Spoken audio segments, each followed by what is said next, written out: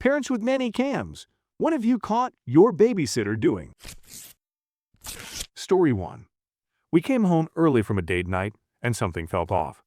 The house was unusually quiet. We checked the nanny cam, and our jaws dropped. Our nanny, Jessica, had invited her boyfriend over. They were snuggled on the couch, watching a movie. But that wasn't the worst part. Our kids, who were supposed to be asleep, were also on the couch, watching the movie with them. They were eating popcorn and laughing. We were livid. Jessica had completely disregarded our rules and put our children's safety at risk. We confronted her, and she tried to downplay it, saying it was just a movie night. We fired her on the spot. Story 2. We installed a nanny cam primarily for peace of mind. Our daughter, Lily, was only 2, and while our nanny, Maria, came highly recommended, it's always a bit nerve-wracking leaving your child with someone new. One afternoon, I decided to check in during my lunch break. What I saw was heartwarming. Maria had transformed our living room into a magical storytelling land. She pulled out all of Lily's stuffed animals, draped blankets over chairs to create a fort, and was using different voices and dramatic gestures to tell a story about a brave princess and her dragon friend. Lily was captivated, her eyes wide with wonder. Maria even incorporated Lily's favorite songs into the story, singing along and encouraging Lily to join in.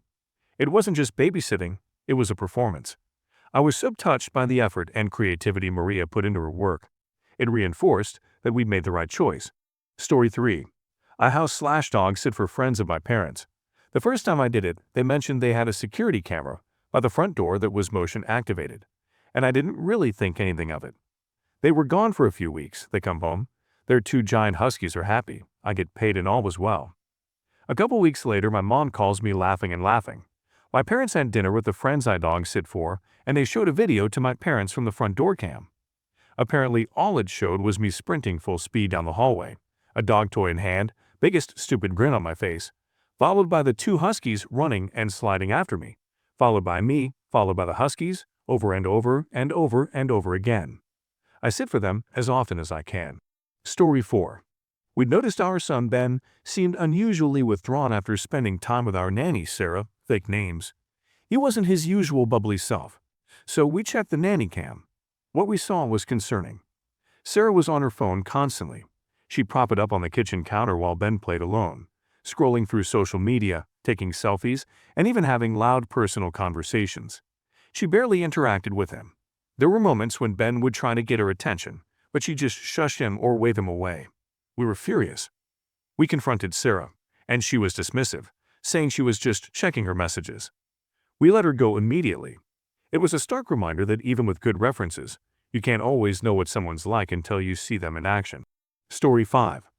Okay, I admit it, I raided the fridge. But it wasn't malicious. The kids were asleep, the house was quiet, and I was starving. I found a container of leftover lasagna, and it looked delicious. I figured a little snack wouldn't hurt. I was halfway through my second helping when I noticed the tiny red light on the kitchen counter. Panic set in. I knew it was the nanny cam. I froze lasagna halfway to my mouth. I finished my snack, cleaned up meticulously, and tried to act normal for the rest of the night. I was terrified of getting caught. Luckily, the parents never mentioned it. I think they just thought it was funny. But I learned my lesson. No more midnight snacks on the job. Story 6. Our son Alex is a shy kid. We hired a new nanny, Lisa, and we were hoping she could help him come out of his shell. We checked the nanny cam one afternoon and were surprised to see a full-blown dance party in the living room. Lisa had put on some upbeat music and was teaching Alex some simple dance moves. He was laughing and smiling, completely engrossed in the moment. It was heartwarming to see him so happy and carefree. Lisa had a natural ability to connect with him, and she was helping him build his confidence. Story 7. Watched her outside playing with my dogs. She was dog-sitting. Our yellow Labrador and golden retriever puppies started munching the blueberries right now off our blueberry bushes. They know damn well they're not supposed to get into the blueberry patch. We watched our dog-sitter run over to them and try to get them to stop. She then ran inside and ran back out with a bowl. She proceeded to race the dogs for the blueberries. Had to be one of the highlights of our trip. We came home to a bowl of blueberries in the fridge and 2 very guilty puppers. Story 8. Our daughter, Emily, has a severe allergy to peanuts. We gave our nanny, Rachel, very specific instructions about her medication and what to do in case of an allergic reaction. One day, We checked the nanny cam and saw Rachel giving Emily a snack that contained peanuts. We were horrified. We called Rachel immediately, and she was flustered, saying she forgot about the allergy. We rushed home and found Emily wheezing and struggling to breathe. We administered her EpiPen and took her to the hospital. It was a terrifying experience. Rachel was fired, and we learned a valuable lesson about the importance of thorough background checks and clear communication. Story 9. I was babysitting a 15-year-old. He was always trying to flirt with me, and it was uncomfortable. One day, he started asking me to help him with his hair. He wanted me to style it a certain way, and he kept getting closer and closer. It was obvious what he was trying to do. I told him to stop, but he kept pushing. I felt trapped and scared. I knew I had to get out of there. I told him I needed to use the bathroom, and I locked myself in. I called my friend to pick me up. I never went back to that job. Story 10. We suspected our nanny was having someone over when we weren't home. We checked the nanny cam and confirmed our suspicions. She was having her boyfriend over regularly. They would cuddle on the couch, watch TV, and even go into our bedroom. We were furious. She was taking advantage of our trust and disrespecting our home. We confronted her, and she was unapologetic, saying it was no big deal. We let her go immediately. Story 11. I was babysitting a toddler, and he was finally asleep. I was bored, so I decided to watch a movie on my laptop. I found a movie that looked interesting, but I didn't realize it was adult content. I was mortified when the toddler woke up and saw what I was watching. I quickly turned off the laptop and tried to distract him. I was terrified of getting caught, but luckily, he didn't seem to understand what he saw. I never watched adult content at work again. Story 12. Our son Noah loves to draw. Our nanny Anna noticed his interest and decided to turn it into an impromptu art class. She gathered all of his art supplies, spread out a large sheet of paper on the floor, and started teaching him different drawing techniques.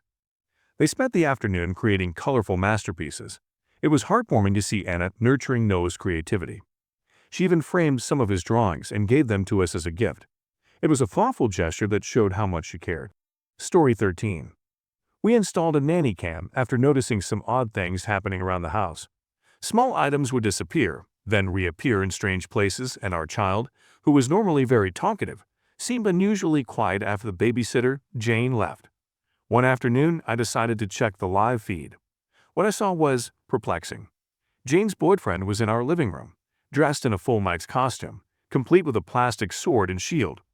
He was engaging in a very elaborate, one-sided conversation with our child's stuffed giraffe, using a dramatic, theatrical voice. Jane, meanwhile, was sitting on the couch, completely unfazed, scrolling through her phone. The boyfriend was reenacting some kind of medieval battle, using the giraffe as his valiant steed, and he was using our furniture as obstacles.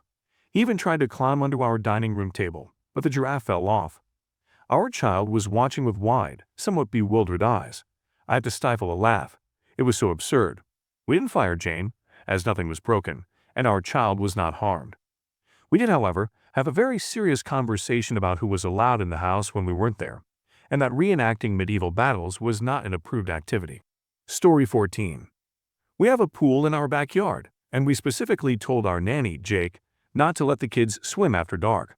One night, we checked the nanny cam and were shocked to see him and our teenage daughter in the pool. They were laughing and splashing, and it was clear they were having a good time. But then things took a turn. They started getting closer, and there was a lot of physical contact. It was very inappropriate, and we were furious. We confronted Jake, and he tried to say it was just a friendly swim. We didn't buy it. He was fired immediately. Story 15. I was babysitting a child with ADHD, and he had a strict medication schedule. One afternoon, I got distracted by a phone call and completely forgot to give him his medication. I realized my mistake a few hours later, and I panicked.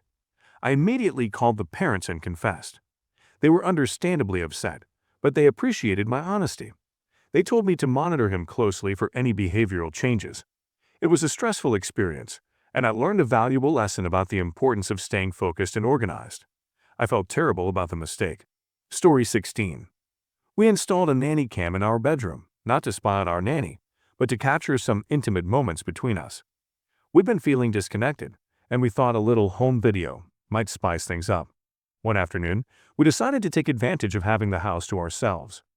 We turned on the camera and started getting intimate. We were so caught up in the moment that we didn't notice our nanny, who had returned early from her break, enter the room. She stood there for a few seconds, completely stunned, before quickly backing out. We were mortified. We apologized profusely, and she was surprisingly understanding. We gave her a generous bonus, and she agreed to pretend it never happened. Story 17. My story isn't that interesting, but I have a camera to check in on my rabbit when I'm not there. The biggest surprises were mostly just how almost nobody followed my pet sitting instructions.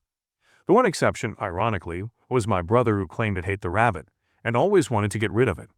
I got an alert one day that my camera had detected movement while my bro was there taking care of him, and I decided to take a peek. I opened the app connected to the camera and saw my bro walk into my room, lay on the floor, and start playing with my rabbit. It just warmed my heart. Story 18. I dog sit for some neighbors, one of which told me she has a camera in the living room/dining room for her dogs. You know those ones that dispense treats? Anyways, I thought it was a strange essential oil diffuser until she told me what it was. I was being paid to play with them for an hour, but she found out that I was actually staying for 2 or 3 hours. When she asked me about it, I think I said something like, I'd want someone to do the same for my dog. Ever since then, she leaves me treats in the kitchen, and even got me a Christmas present from the dogs. Story 19.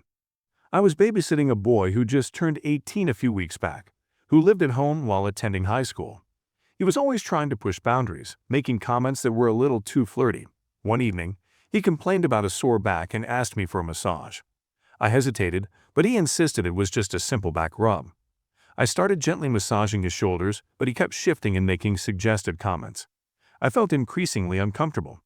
I noticed him adjust his position on the couch, and he then tried to remove his shirt. I immediately stopped and told him that what he was doing was inappropriate. He became angry and called me names.